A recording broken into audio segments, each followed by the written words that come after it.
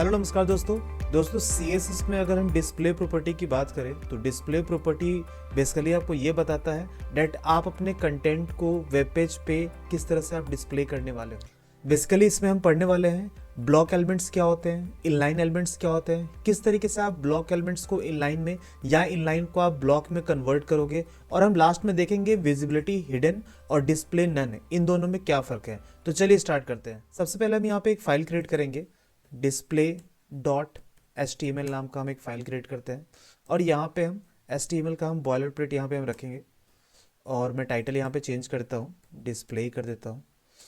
और यहाँ पे मैं क्या करता हूँ कि एक div नाम का एक कंटेंट लेता हूँ। इसमें दो चीज़ हम देखेंगे। सबसे पहले हम डिस्कस करते हैं डैट कि CSS में ब्लॉक लेवल एलिमेंट क्या होते हैं, ब्लॉक एलिमेंट्स हम किसे कहते हैं। तो ब्लॉक एलिमेंट्स को समझने के लिए मैं यहाँ पे कुछ एग्जांपल लूँगा, जैसे p टैग, जैसे div टैग, है ना, और भी होते हैं। अपन इसमें डिस्कस करते हैं p और div होता क्या है। p मतलब पैराग्राफ होता है। अगर मैं यहाँ पे कोई भी कंटेंट अभी लिखूँ मैं यहाँ पे, तो अभी आपको कुछ खास आइडिया इसमें नहीं लगने वाला है। मैं इसको लाइव सर्वर से ओपन करता हूँ। यहाँ आप देखोगे ब्लॉक एलिमेंट्स, ये तो आपका टॉपिक हो गया, और यहाँ पे पैराग्राफ यहाँ पे आपको एक दिख रहा है। तो इससे कुछ खास आइडिया लग नहीं रहा है हमें। मैं क्या करता हूँ, इस पी में एक बॉर्डर इसको प्रोवाइड करता हूँ। तो मैं इसकी एक क्लास दे दूंगा, इसमें क्लास पैरा नाम से दे देता हूँ, और यहाँ पे CSS स्टाइलिंग थोड़ी सी कर दूंगा यहाँ पे। और क्लास है इसलिए हम पैरा लिखेंगे, डॉट पैरा, और यहाँ पे हम लिखेंगे बॉर्डर 2 पिक्सल सॉलिड रेड। आप कोई भी कलर दे सकते हो। अब अगर इसका आप आउटपुट देखो तो आपको यहाँ पे एक चीज ये दिख रहा होगा डैट ये जो पैराग्राफ है, हमने इसे ये नहीं कहा है कि आप पूरे पेज को आप कवर करो। तो ब्लॉक एलिमेंट्स का मतलब यही होता है। ब्लॉक एलिमेंट्स जो होते हैं वो पेज के पूरे विड्थ को कवर करते हैं। यहीं पे अगर मैं बात करता हूँ div की, तो div भी एक ब्लॉक एलिमेंट्स है। मैं यहाँ पे अगर कोई भी पैराग्राफ लिखता हूँ, और यहाँ पे इसके लिए भी कोई एक मैं क्लास देता हूँ, लेट अस सपोज div, एक क्लास मैंने दे दिया, बॉक्स नाम से मैं दे देता हूँ, और यहाँ पे मैं लिखता हूँ डॉट बॉक्स। तो यहाँ पे आप देखिएगा, यहाँ पे हम देते हैं बॉर्डर 2 पिक्सल सॉलिड ग्रीन। तो ये देखिए, ये div भी क्या है, पूरे विड्थ को कवर कर रहा है। यहाँ पे ये एक्स्ट्रा यहाँ पे आ गया, हमने लास्ट में कुछ गलत लिखा होगा, इसको देख लेते हैं एंड में जाके। यहाँ पे ये देखिए ये गलत है, इसको मैं यहाँ से हटा के इसको मैं इस तरह से क्लोज कर देता हूँ, और क्लोजिंग के लिए ये यूज़ होता है। तो ये तो ब्लॉक एलिमेंट्स होता है जो कि पूरे विड्थ को कवर करता है पेज के। मैं बात करता हूँ इनलाइन एलिमेंट्स की। तो ये हमारा ब्लॉक एलिमेंट्स था। अब मैं यहाँ पे इनलाइन एलिमेंट्स के बारे में डिस्कस करता हूँ। तो यहाँ पे टॉपिक लिखता हूँ मैं इनलाइन एलिमेंट्स। इनलाइन एलिमेंट्स का सबसे बेस्ट एग्जांपल है स्पैन टैग। अगर मैं यहाँ पे लिखता हूँ स्पैन, और यहाँ पे मैं लेट अस सपोज ऐसा एक एग्जांपल लेता हूँ, मैं यहाँ पे स्पैन मैंने लिखा राइट, और इसके अंदर मैंने कुछ भी लिखा, let suppose I am learning, और इसको सेव किया, और यहाँ पे एक क्लास दे दिया स्पैन नाम से, और यहाँ पे क्लास है तो डॉट हम यूज करेंगे स्पैन, और लेट सपोज मैं एक बैकग्राउंड कलर ही दे देता हूँ, कोई दिक्कत नहीं है, ग्रीन दे दिया मैंने।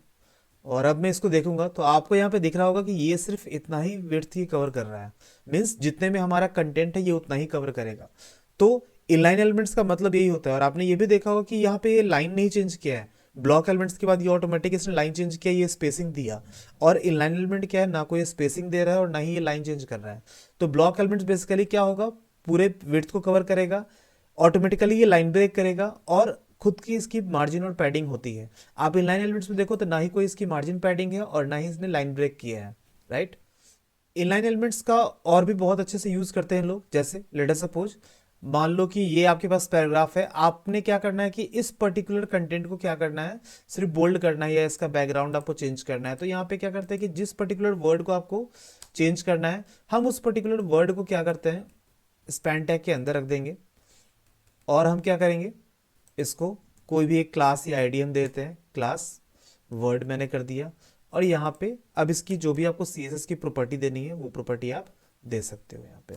तो यहाँ पे आप बैकग्राउंड कलर दे दो येलो, ओके। और अब देखिए, तो इस तरह का आपने देखा होगा कंटेंट, राइट, जो कि पर्टिकुलरली हाईलाइटेड होता है। तो ये तो था इनलाइन हो गया और ब्लॉक हो गया। अभी हमें बात करते हैं कि आप किस तरीके से कन्वर्ट कर सकते हो, मीन्स ब्लॉक को इनलाइन में और इनलाइन को ब्लॉक में। जैसे मैं यहाँ पे एक पी टैग लेता हूँ और यहाँ पे मैं एक किसकी क्लास देता हूँ, राइट, और यहाँ पे मैं देता हूँ लाइक न्यू नाम का, और यहाँ पैराग्राफ में कुछ भी लिख दूंगा, मैं इससे कुछ भी लिख दूंगा, है ना, I am learning HTML and CSS, right. तो अभी मैं अगर इस न्यू की प्रॉपर्टी यहाँ सेट करता हूँ, राइट, और यहाँ पे मैं देता हूँ बॉर्डर 2 पिक्सल सॉलिड और ब्लैक, राइट। तो अभी आपको देखो ये ब्लैक यहाँ पे आ रहा है, और अभी इसी में ये आ रहा है, तो मैं इस डिव से बाहर जाऊँगा, तो इस डिव से बाहर चला जाता हूँ, ये सभी इसी डिव में आ रहा है ना। हम्म,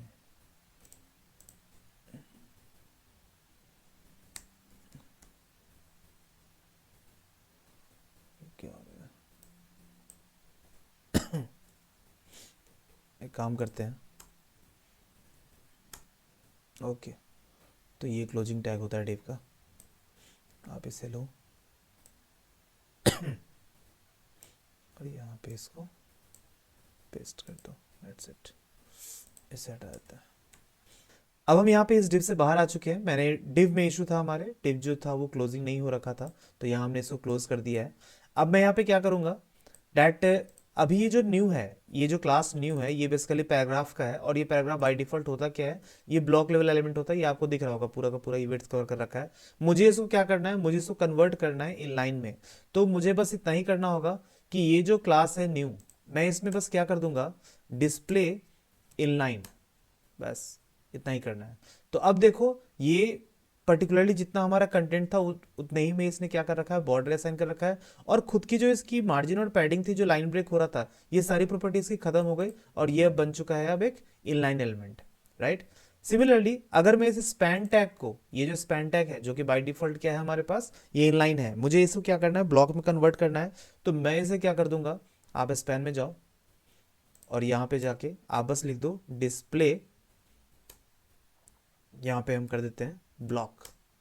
तो ये डिस्प्ले ब्लॉक करते ही क्या होगा, आप ये देखिए यहाँ पे ये चेंज हो गया, ये आई एम लर्निंग जो था ये पूरे विड्थ को अब कवर कर रहा है, इनिशियली पूरे विड्थ को ये कवर नहीं कर रहा था, राइट। ये देखिए ये अभी कवर नहीं कर रहा है, ग्रीन यहाँ से यहाँ तक मैं जैसे यहाँ पे क्या करूँगा, डिस्प्ले ब्लॉक लिखूंगा, ये देखो ग्रीन यहाँ से यहाँ तक हो गया, पूरे विड्थ को कवर कर रहा है। इसका मतलब ये हुआ कि ये अब एक ब्लॉक एलिमेंट बन चुका है। बात करते हैं हम डिस्प्ले नन प्रॉपर्टी की, डिस्प्ले नन क्या होता है और विजिबिलिटी हिडन क्या होता है।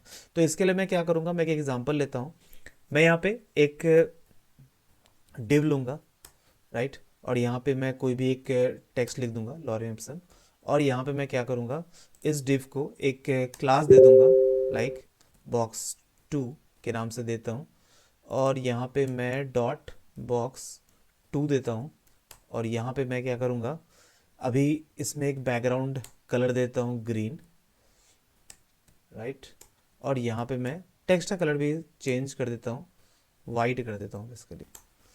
तो अभी अगर देखा जाए तो ये हमारे पास क्या है, ये जो डिव है बेसिकली एक ब्लॉक एलिमेंट है।